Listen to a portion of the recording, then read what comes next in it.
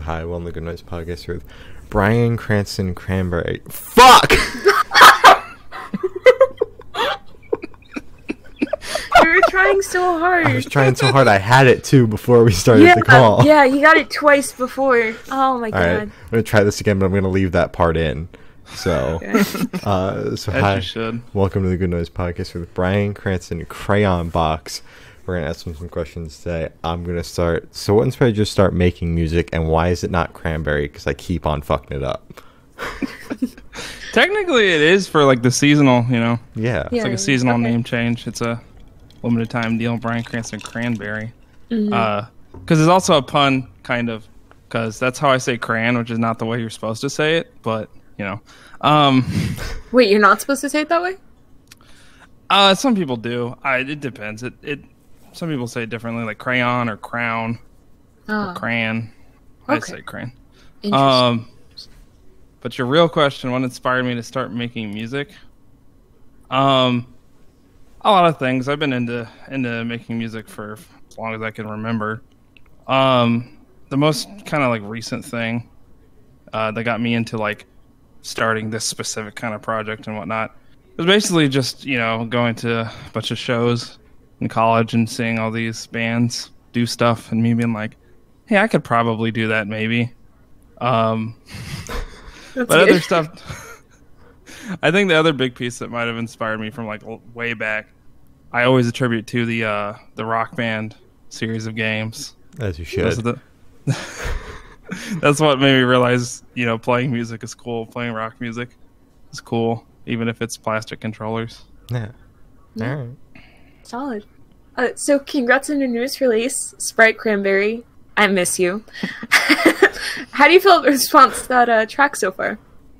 It's been pretty good. It's definitely more of a response than I thought it would be, because it's like kind of an old song. Like I recorded a first version of it last year and just kind of made it less bad and put it on Spotify and everything.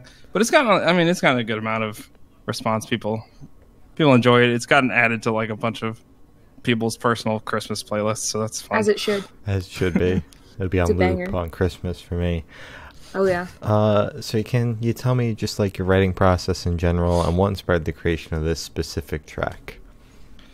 My writing process is usually all over the place. I pretty much just diddle around on my ukulele until I find some cool chords or whatever.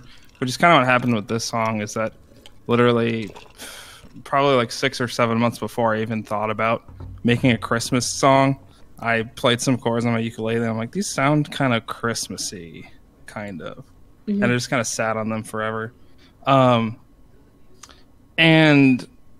I usually write like music first and then think about lyrics way too late.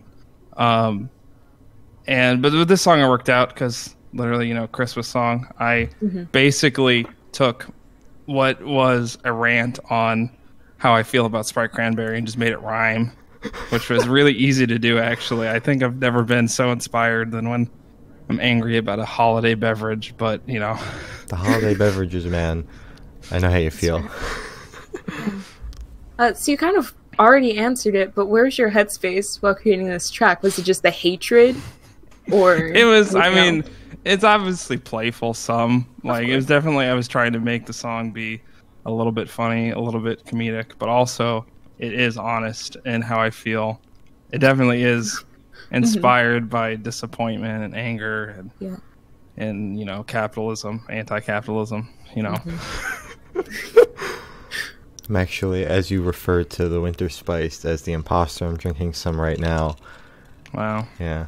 I don't know. I think it's all right.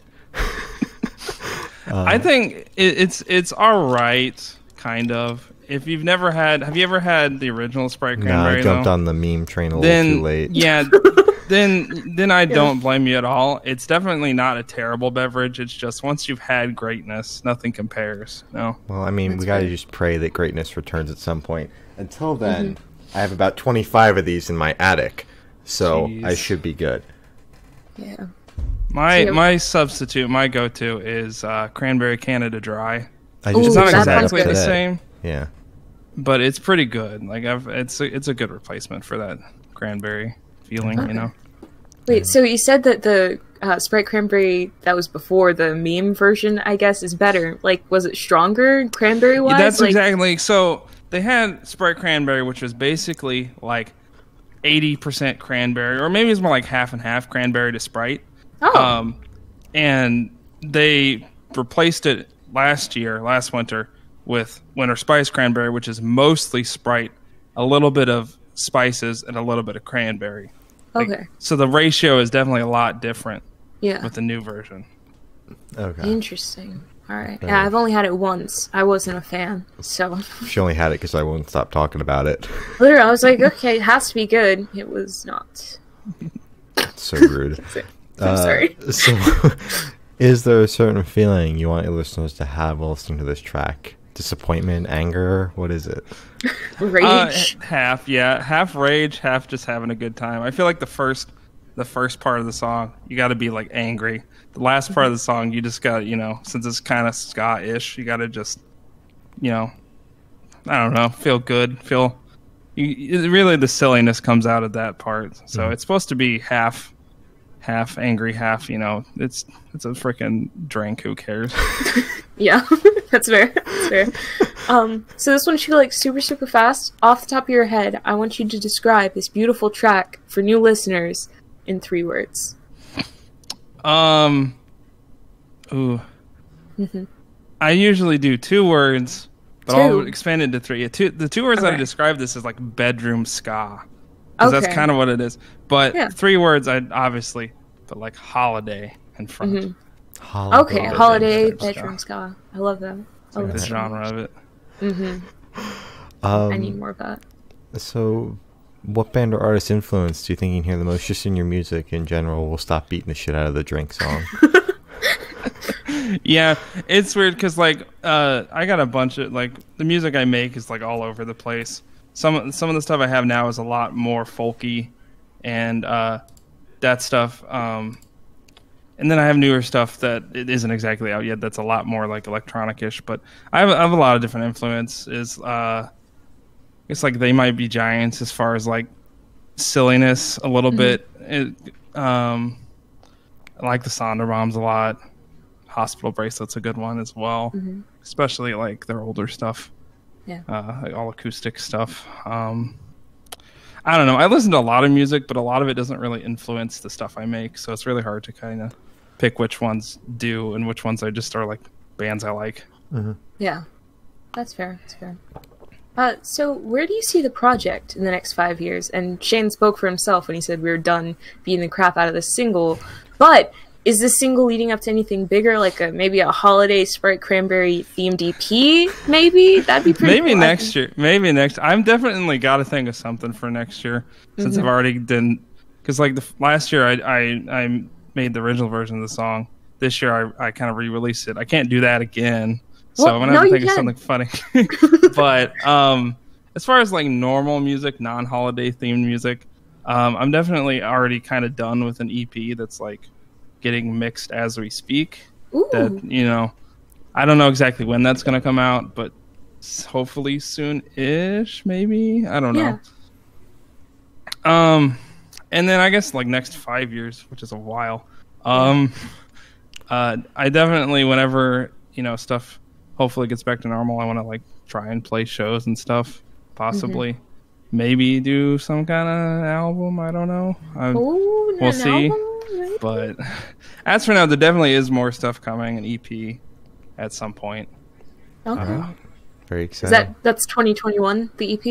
Yeah, definitely 2021, yeah. Okay. All Good, right. good. So for the last couple questions, try to shift away from music and go straight to death row. Boom. So if you're on death row, obviously. If you're on death row, what would your last meal be with a drink? Well, I think we all know what the drink would be. I Of would course. hope so. It would have to be the original recipe Sprite Cranberry.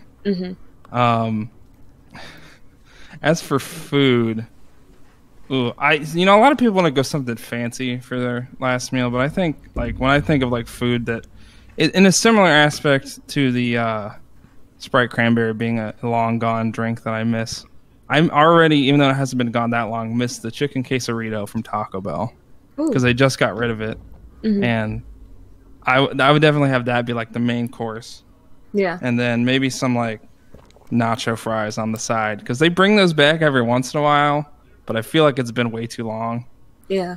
And beyond that, I'd probably just have just a giant case of the Impossible sliders from White Castle, which still exist. You can still go get them. I just think they're really good. Okay. Solid. That sounds delicious. All good choices. So if you could live in one fictional world for a week, where would you live?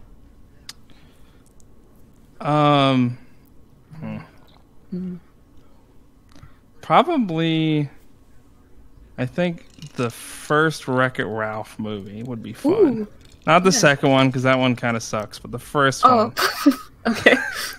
I mean, the second one would be fun, too. I don't know. Living in, like, a video game world would be pretty dope.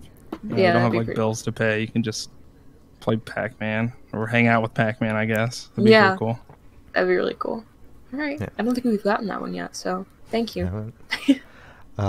So I have the honor of asking the last question, and every single person you've spoken to have said the most important question. What's your favorite color? Ooh, that is important. And I'm bad at answering that question. Usually people have it like off the top of their head. I'd probably say either red or black. It Ooh. depends on my mood, I guess. Both solid Okay. answers. Yeah, two very, very good colors. So as I said, that's all the questions we have today. Is there anything that you would like to plug? Well, obviously, go listen to the Sprite Cranberry I Miss You. It's on everything, pretty much, every kind of service. I also just put out for the last Bandcamp Friday, but it's still up there. There's a like compilation of covers and demos and weird other stuff I did that all the profits from that, or all the money from that is going to the Lansing Area AIDS Network.